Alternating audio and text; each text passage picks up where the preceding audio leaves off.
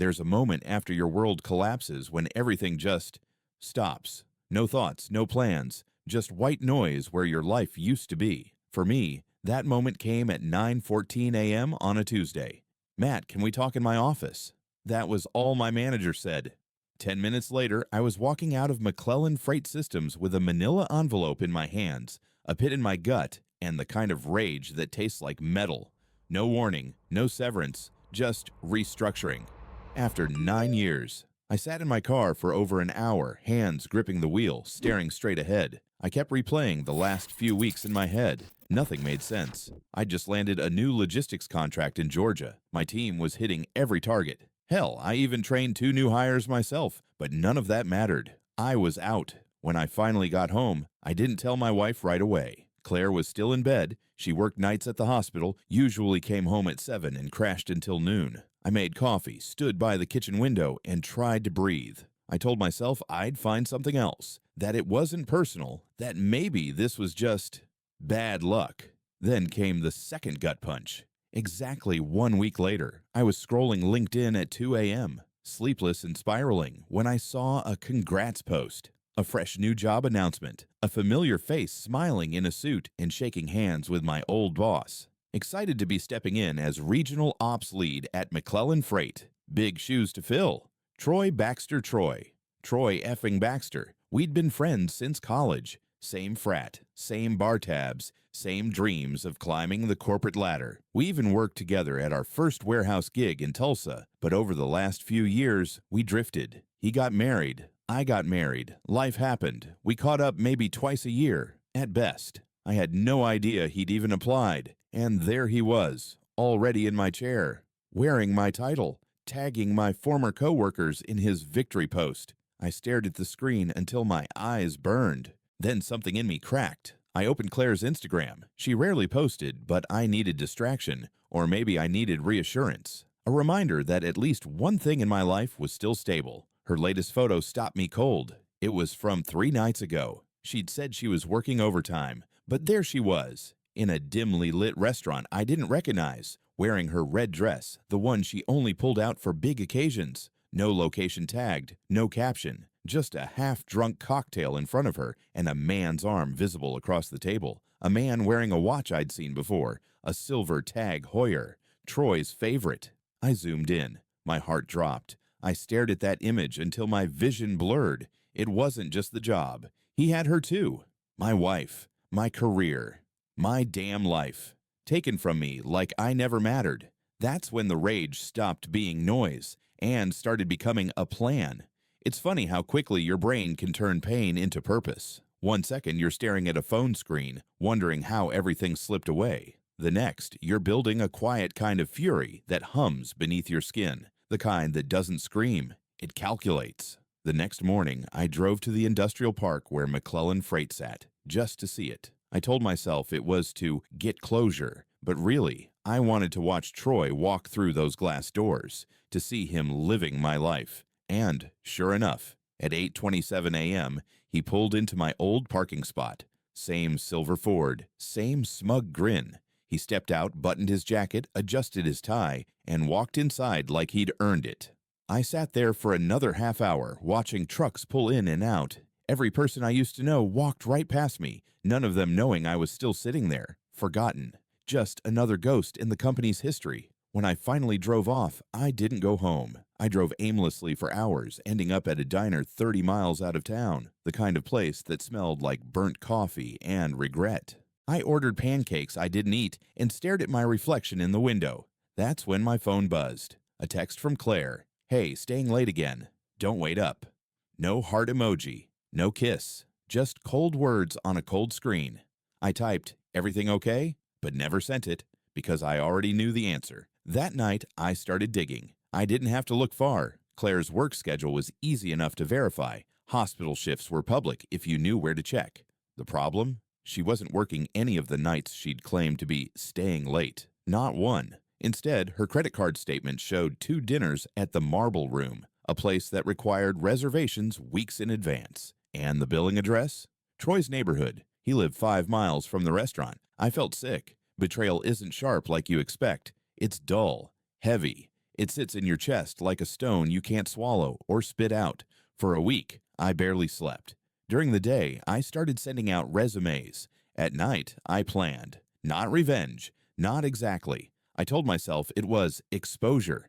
I wanted truth. I wanted everyone to see what they'd done. To each other. To me. I started with what I knew. McClellan Freight's financial structure. I'd been there long enough to understand where the bodies were buried. And while I'd never done anything illegal, I knew who had. There were creative accounting tricks that upper management used to hit quarterly targets. Nothing dramatic, until I connected a few dots. Turns out Troy hadn't just slipped into my job, he'd walked straight into a minefield. There was an outstanding audit on the Georgia logistics contract I'd landed before getting laid off. The same contract I'd warned corporate about because the client had been double billing us. They brushed me off, told me to leave it to Troy. Now he was signing off on the same deal. And if that blew up, he'd be the one left holding the bag. I sat at my desk that night, surrounded by old flash drives and coffee cups, and realized something. I didn't have to confront them. I just had to let the truth run its course. Still, a part of me wanted more than quiet justice. I wanted them to feel what I felt, to wake up one morning and realize they'd destroyed their own lives. So I made a choice. I called Claire's best friend, Julie. Casual conversation, innocent tone. "Hey, Julie," I said. "Do you know if Claire's been okay lately?" "She's been distant." Julie hesitated. Matt, I don't want to get involved, but are you sure you don't already know?" "Know what?" I asked, though my voice came out hollow. She sighed. "They're not even trying to hide it anymore. She and Troy. I saw them last weekend at the lake house. She was wearing his jacket." My throat closed. Julie tried to apologize, said she thought I already knew, but I barely heard her. My ears were ringing. That night, I sat in my car outside our house until dawn, watching the bedroom light flicker out, thinking about all the times I'd ignored my instincts. And then I smiled. Not because I forgave them, because I finally knew exactly what I was going to do. You learn a lot about yourself when you're planning to hurt someone, not physically, but emotionally, surgically. You start noticing how calm you can be while your whole life's on fire. I wasn't thinking about violence. I was thinking about consequences. Troy and Claire had taken everything from me, but I still had one thing they didn't: information. I knew every system McClellan used, every client file, every shipment record, every time someone cut corners to make quarterly numbers look better. I'd built that structure. My fingerprints were everywhere, and I still had access, at least to the backup servers I'd set up during my time there. No one had revoked the old permissions yet.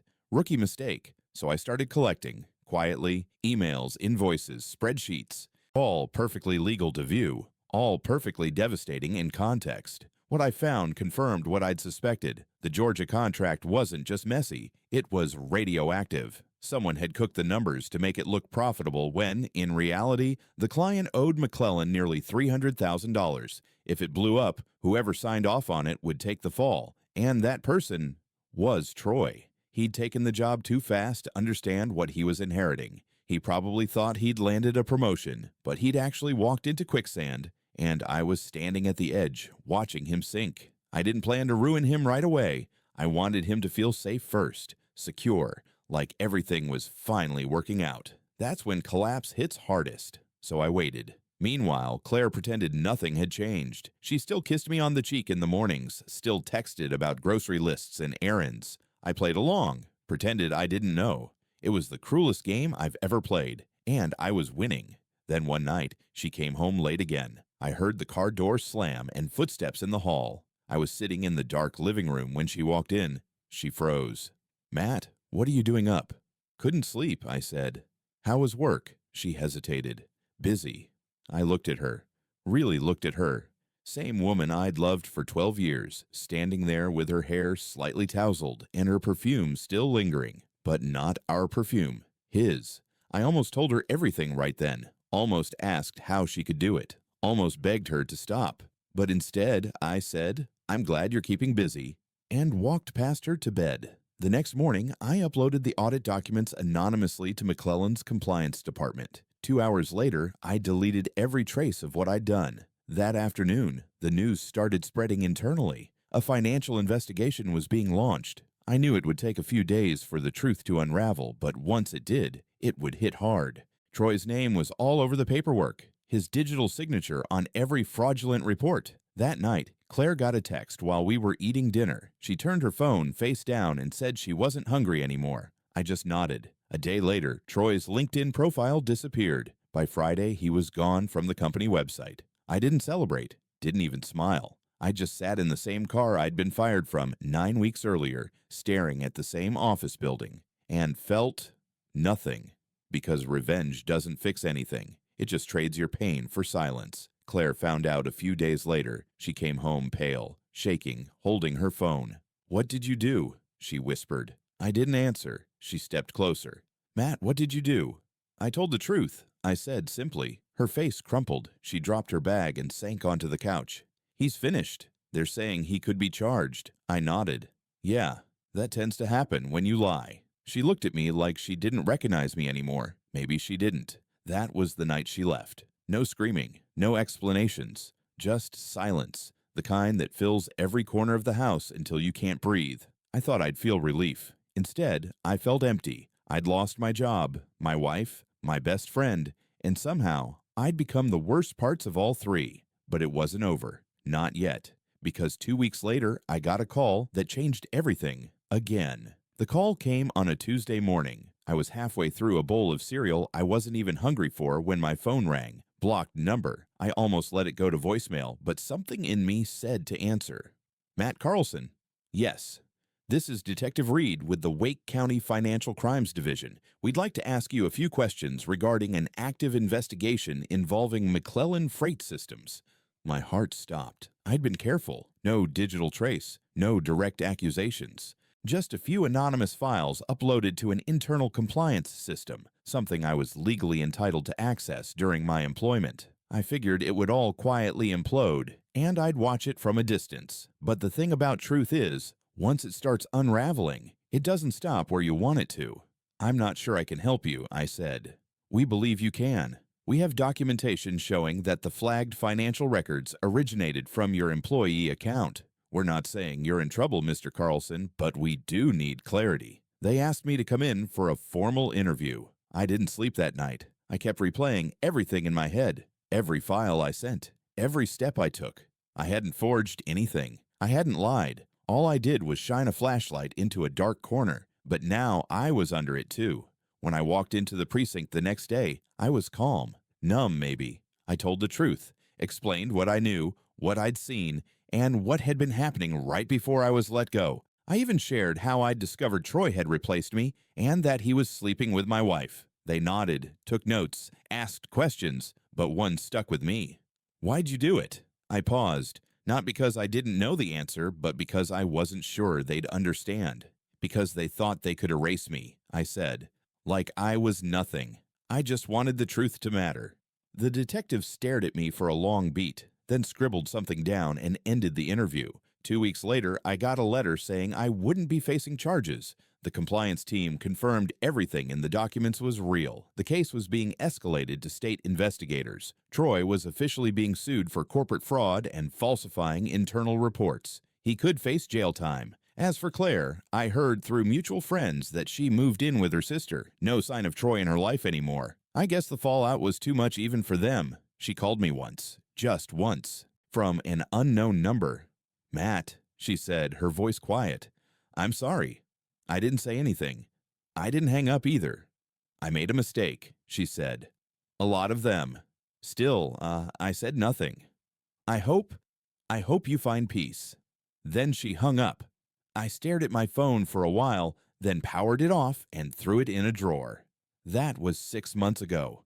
Now I live 2 towns over. I work at a smaller logistics firm, making less money, but sleeping better. My apartment's small, but it's mine. Clean walls, clean life. Some nights, I still think about that moment. Getting called into the office, getting the rug pulled out, watching Troy step into my place like it was nothing, watching Claire lie to my face. But mostly, I think about the power of quiet revenge, the kind that doesn't scream, doesn't break things, doesn't post cryptic quotes on social media, the kind that lets truth do the work. I didn't burn their lives down. I just handed them the match. and they did the rest.